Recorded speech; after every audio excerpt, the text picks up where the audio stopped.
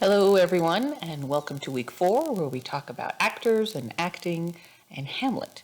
It's me, it's Ray Matthews. You haven't actually seen my smiling face yet, but here we are. I thought we would actually converse via video this week. It seemed more appropriate for the topic.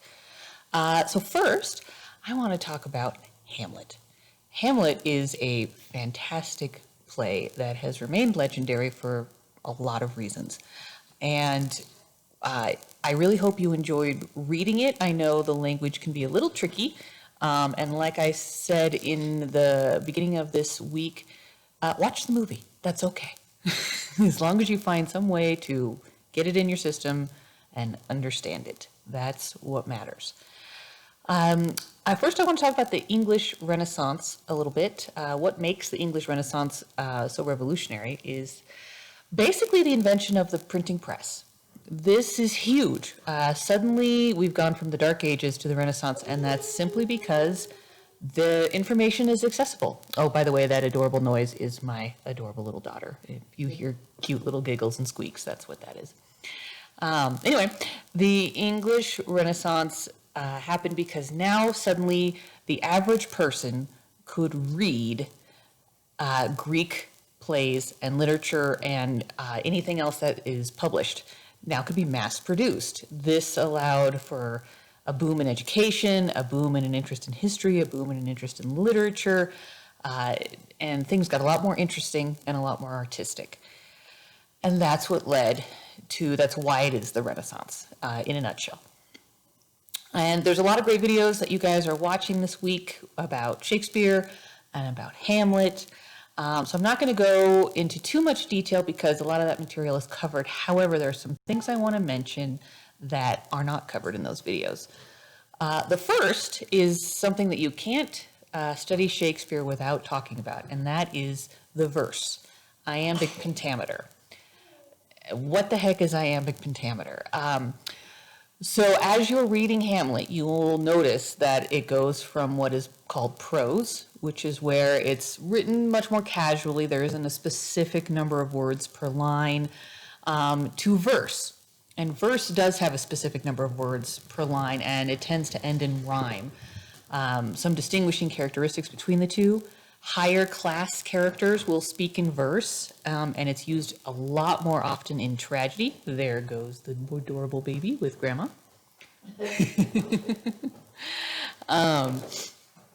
And that's one way you can kind of identify characters. Now, of course, there are exceptions, and something that scholars talk about at length is why those exceptions are chosen, and Hamlet is one of them. He does speak in prose often, and it's an interesting choice. And you have to ask yourself, why might he be speaking that way? Is he trying to be casual? Is he trying to talk down to someone? These are good questions to ask as you're reading the play.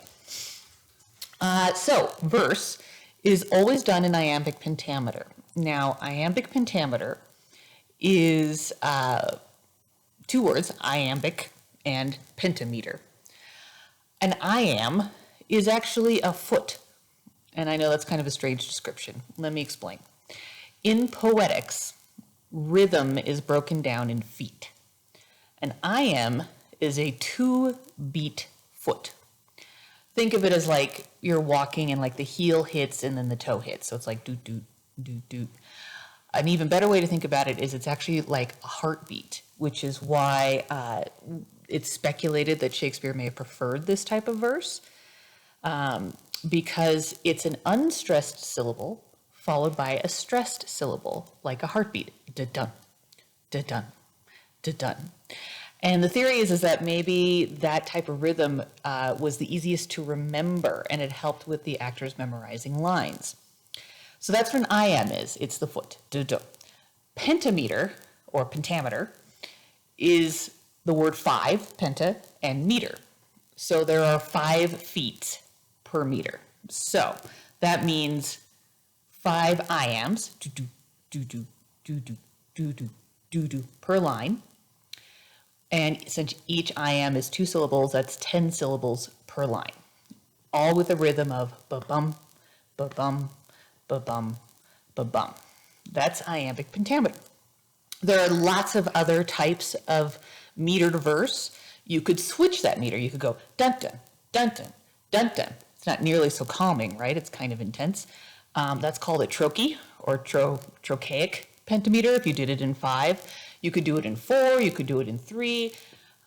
There's so many different kinds of meters and different ways to arrange them. And if you ever study poetics, which, hint, this would be a good topic to talk about in your final presentation, you'd see that there's a lot of ways that poetry is written using this type of classification.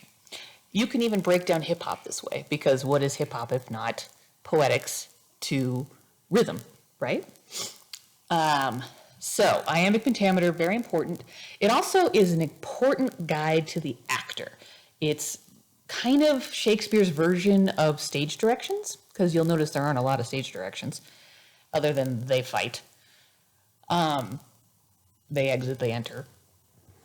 What the meter does is it tells the actor what's important on the line.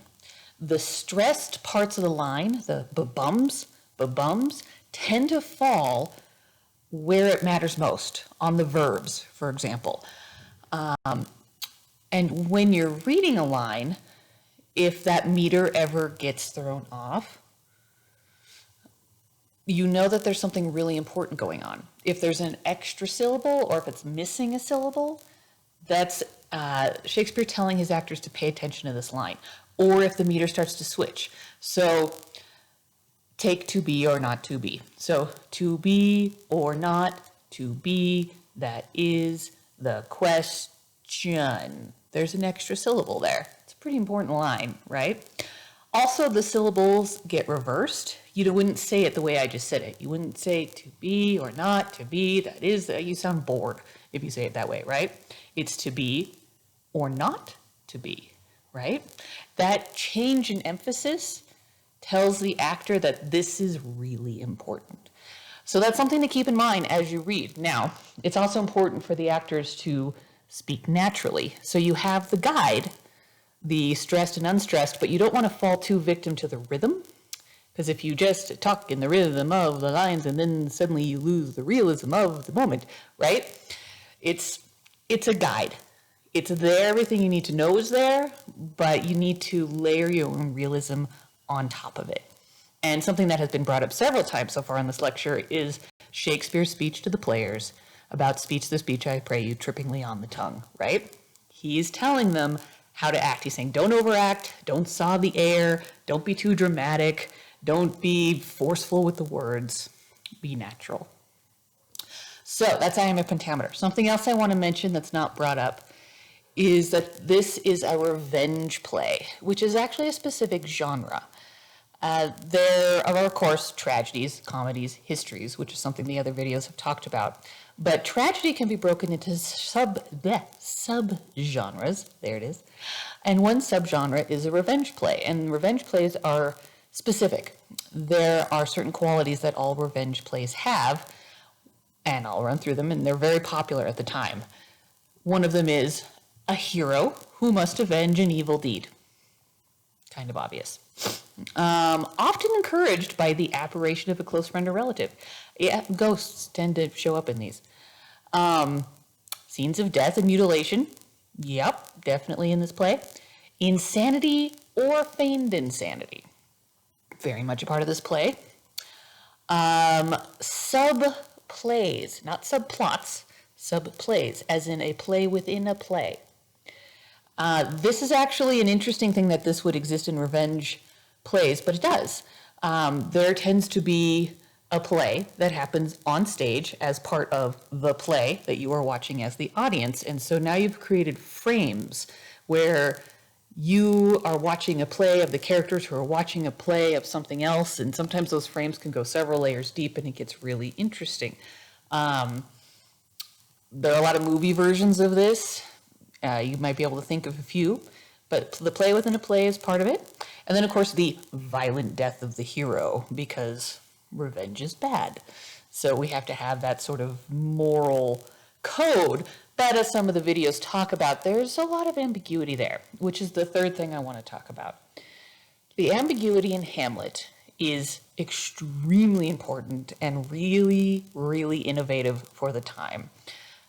Shakespeare knows what he's doing and was doing something really, really unusual. These characters, Hamlet is ambiguous. He's heroic, but he's also kind of not, right? Doesn't take a lot of action. Now, one of the videos talks about action versus inaction, as well as the roles of the female characters of the play, which is very interesting, and I want you to pay attention to that. But what I'm talking about are the choices that this play offers. Very few plays prior to this time, prior to Shakespeare's innovation, offer choices. It's very obvious, right? You know, the hero's good, the villain's bad, he needs to be portrayed this way, and this is what happens, and we're all done, right? There are so many choices in Hamlet that actors and directors can make to make the play their own, and that's the reason this play endures, in my opinion. Okay, so let's run through them. Is the ghost real or not real? If the ghost is real, is he good or evil? Is he telling the truth or lying? Is Hamlet crazy or faking it? Does Ophelia drown accidentally or does she kill herself? Does Gertrude know that Claudius killed her husband or does she not know? Let's see, what else? These are the crux of the show, right? Once you answer those questions, then you decide what kind of play you are putting on. And that's really important, and that's really unusual. That's why people love putting on this play, because they can ask themselves these questions and come up with new answers. Was the entire plot engineered by the foreign king who gets to take over Denmark at the end, just to get everybody to kill themselves? Now, that's quite a conspiracy theory, and not a lot of people hold to that, but it's there, right? So as you're reading this play, ask yourself these questions, because how you interpret that play, how you interpret the answers to those questions determines how the play goes for you. And if you are directing the play, these are the important questions you have to answer as a director. If you are performing in the play, you have to know the answers as pertaining to your character. You cannot put on this show without knowing the answers. You don't have to tell the audience the answers, but you have to know them. You have to know them as a director, and you have to know them as an actor. Otherwise, you are playing ambiguity, and that doesn't play well. So these are the things I wanted you to think about as we go along. It's good to see your faces, and I'm doing this also because I'm going to give you guys some video challenges this week, which is going to be a lot of fun. So scroll down for your discussion questions as well as your video challenges. All right, thank you, and we'll talk soon. Oh, one more thing. If you have any questions, please ask them in your discussion questions. When you write those out, when you write out your answers, write out any questions you have for me. I'll be happy to answer them. Okay, thanks.